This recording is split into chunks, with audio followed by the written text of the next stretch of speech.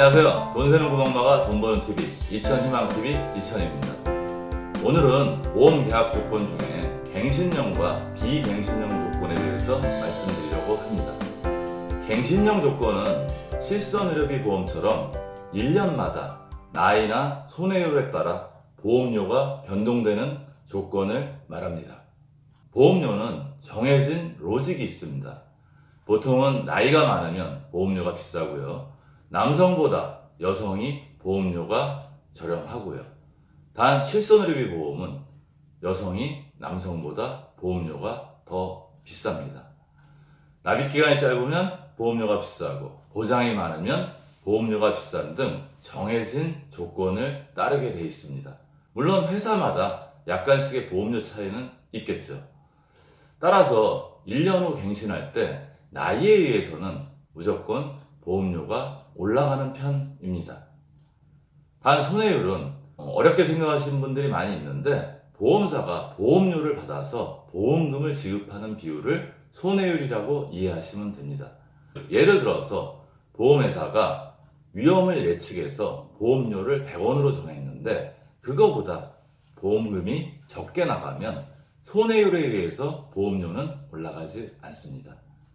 거꾸로 100원을 받았는데 그 이상으로 보험금이 지급된다면 갱신하는 시점에서 보험회사는 보험료를 올려서 보험 계약자에게 선택을 하게 합니다. 이 보험을 계속 유지할 건지 아니면 중단할 건지. 제가 늘 말씀드리는 거지만 내가 건강할 때는 보험을 가입할 때 갑이지만 내가 건강하지 않으면 을로 바뀝니다. 보험에 가입이 안 되거나 아니면 조건이 나빠지는 거죠.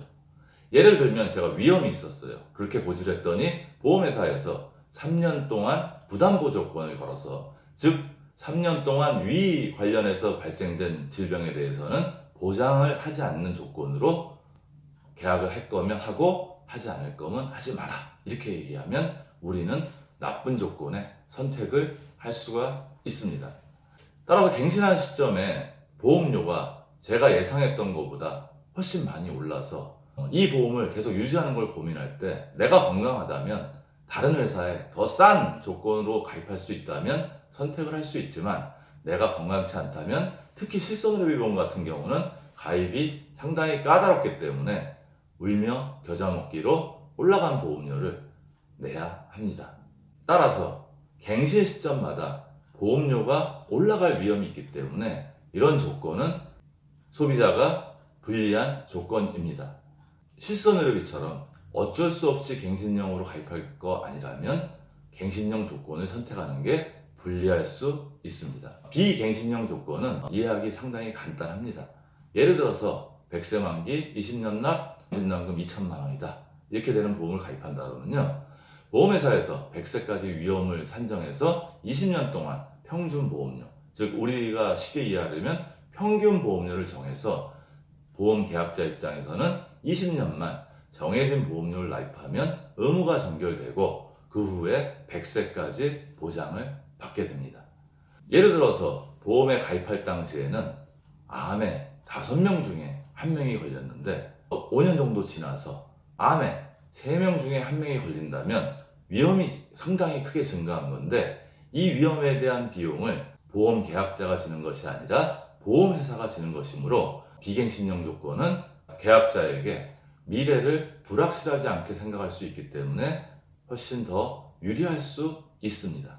제가 상담할 때 환자들의 보험 증권을 꼭 살펴봅니다. 그러다 보면 실손의료비처럼 어쩔 수 없이 갱신형으로 가입해야 되는 것들은 문제가 안 되지만 암이나 뇌졸중, 심근경색 이런 보장들을 100세 만기에 3년 갱신 조건으로 가입하신 분들도 적지 않습니다. 게다가 본인이 그 사실을 인지하지 못하다가 제가 말씀드려서 아는 경우 상당히 황당해 하시는 경우도 많이 봤습니다. 그 얘기는 무슨 얘기냐면 100세까지 보장을 받는데 3년마다 아까 말씀드린 나이와 손해율에 따라서 보험료가 다시 책정이 돼서 100세까지 계속 갱신해야 된다는 겁니다.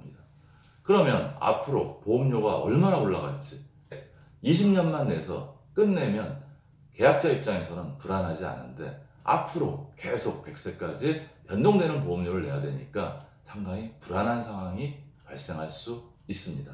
결론적으로 실손의료비나 어쩔 수 없이 갱신형 조건으로밖에 가입할 수 없는 보장 항목 말고는 대부분은 비갱신형 조건을 선택하는 게 유리하십니다. 하지만 때에 따라서는 어쩔 수 없이 갱신형 조건으로 가입해야 될 때도 있습니다. 그 내용은 다음 방송에서 말씀드리겠습니다. 오늘 방송 내용 도움이 되셨나요? 제가 늘 말씀드리죠. 방송을 시청하시는데 끝나지 마시고 오늘 보험증권을 살펴보셔서 내 계약들이 갱신형 조건으로 되어 있는지 아니면 비갱신형 조건으로 되어 있는지 확인하셔서 만약에 갱신형 조건으로 되어 있다면 어떻게 개선할지를 한번 고민해 보시기 바랍니다. 오늘도 행복한 돈 관리 되세요. 감사합니다.